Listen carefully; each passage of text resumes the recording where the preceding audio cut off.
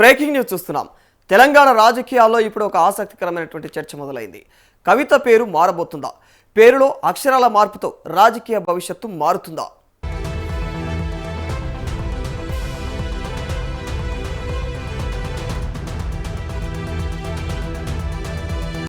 Tamil Nadu CM విజయ్తో అనుబంధం ఉన్న జ్యోతిష్యుడు రాధన్ పండిట్ వెట్రివేల్తో తెలంగాణ రక్షణ సేన అధినేత్రి అయినటువంటి కల్వకుంట్ల కవిత భేటీ ఇప్పుడు రాజకీయ వర్గాల్లో హాట్ టాపిక్గా మారిపోయింది.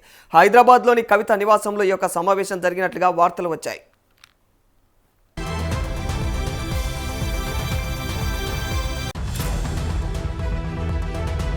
విజయ్ రాజకీయ భవిష్యత్తును ముందే అంచనా వేసిన జ్యోతిషుడిగా రాధన్ పండిట్ పేరు మరి ఇటీవల అయితే తమిళనాడులో మారుమోగుతా ఉంది.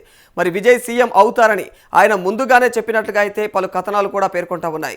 మరి ఇప్పుడు అదే జ్యోతిష్యుడితో కవిత భేటీ కావడంతో మరి కవిత రాజకీయ భవిష్యత్తు పైన ఏమైనా సలహాలు తీసుకుంటూ ఉన్నారా, లేకపోతే అనేకమైనటువంటి ఈ విధంగా చర్చలు అయితే ప్రస్తుతం అయితే సంచలనంగా మారిపోతూ ఉన్నాయి.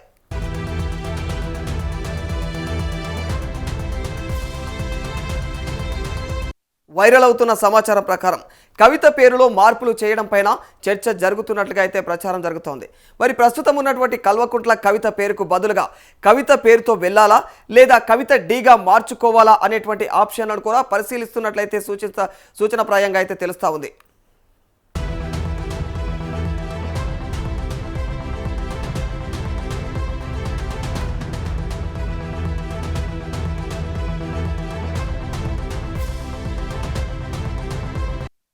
అయితే ఈ పేరు మార్పు సూచనలపైన కవిత నుంచి అధికారిక ధృవీకరణ లేదు. అందుకే ఇవి ప్రస్తుతం ప్రచారంలో ఉన్నటువంటి వివరాలుగానే చూడాల్సి వస్తుంది.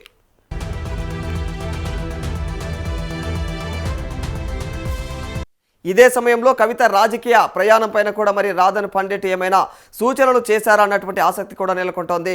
మరి ఇటీవల తమిళనాడులో విజయ్ రాజకీయ ఎదుగుదలను కవిత పలుమార్లు ప్రస్తావించడం కూడా జరిగింది.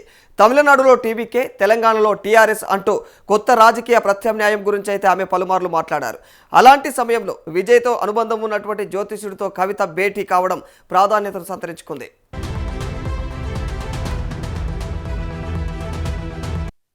మరి కవిత పేరులో నిజంగానే మార్పు రాబోతుందా? కల్వకుంట్ల పేరును పక్కన పెడతారా, లేక ఇదంతా కూడా కేవలం వ్యక్తిగత భేటీ మాత్రమేనా? కవిత ఇక రాధన్ పండిట్ భేటీ వెనుక అసలు కారణం ఏంటన్నది మాత్రం ఇప్పుడు ఆసక్తికరంగా మారిపోయింది. పేరు మారుతుందా, రాజకీయ రూట్ మారుతుందా అన్నది రాబోయే రోజుల్లోనే క్లారిటీ రానుంది.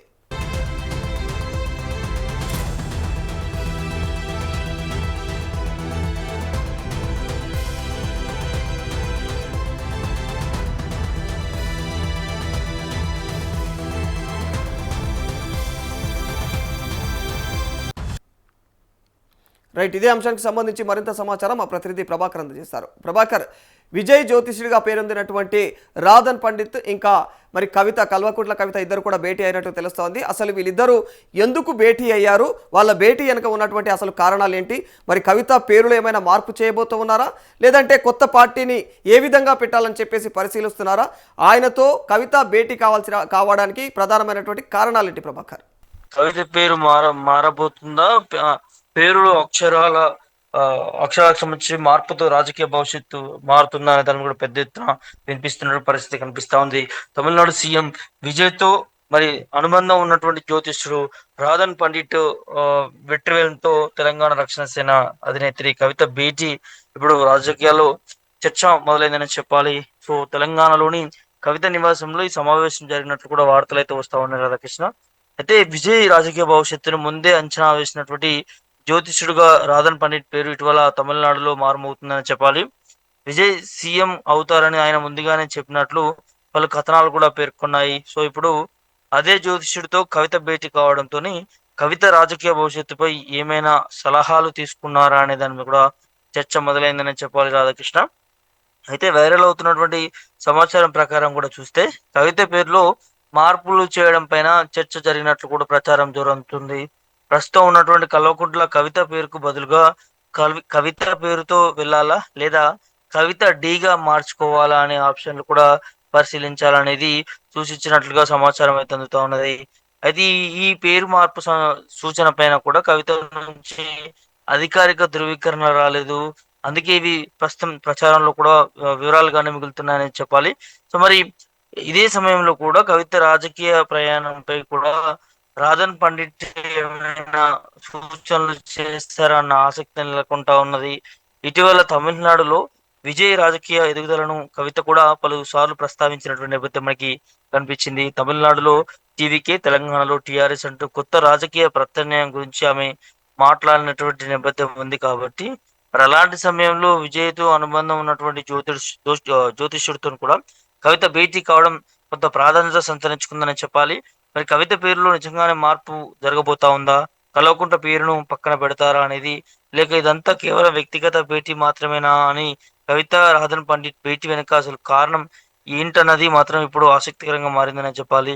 పేరు మారుతుందా లేక రాజకీయ రూట్ మారుతుందా అనేది రాబోయేటటువంటి రోజుల్లో క్లారిటీ వచ్చే అవకాశం ఉంటుంది. సో తను గతం నుంచి కూడా రాజకీయాలకు సంబంధించి తమిళనాడుని ఎగ్జాంపుల్ గా చూపిస్తూ మాట్లాడినటువంటి నేపథ్యాలు కనిపిస్తా ఉన్నాయి. విజయ్ ఏ విధంగా ముఖ్యమంత్రి అయినాడు, తెలంగాణలో కూడా టిఆర్ఎస్ పార్టీ ఆ విధంగా ప్రజలు తీసుకువెళ్తా ఉంది. రాజకీయ పార్టీల పైన కూడా విసిగి చెందారు ప్రజలంతా కూడా. కొత్త తరం రాజకీయం రావాలని కోరుకుంటా ఉన్నారు.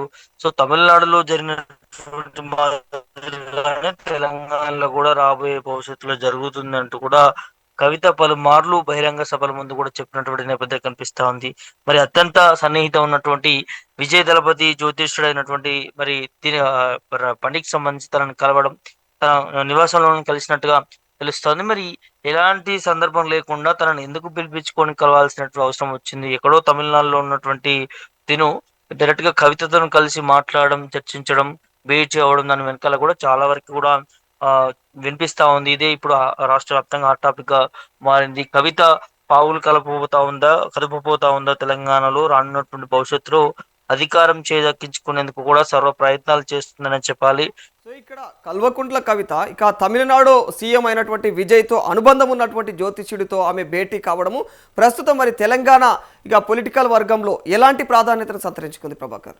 కల్వకుంట్ల కవితని విజయ్ దళపతి తనకు అత్యంత సన్నిహితుడైనటువంటి మరి పండిట్ కలవడం పట్ల కూడా పెద్ద ఎత్తున విమర్శలు వినిపిస్తా ఉన్నాయి.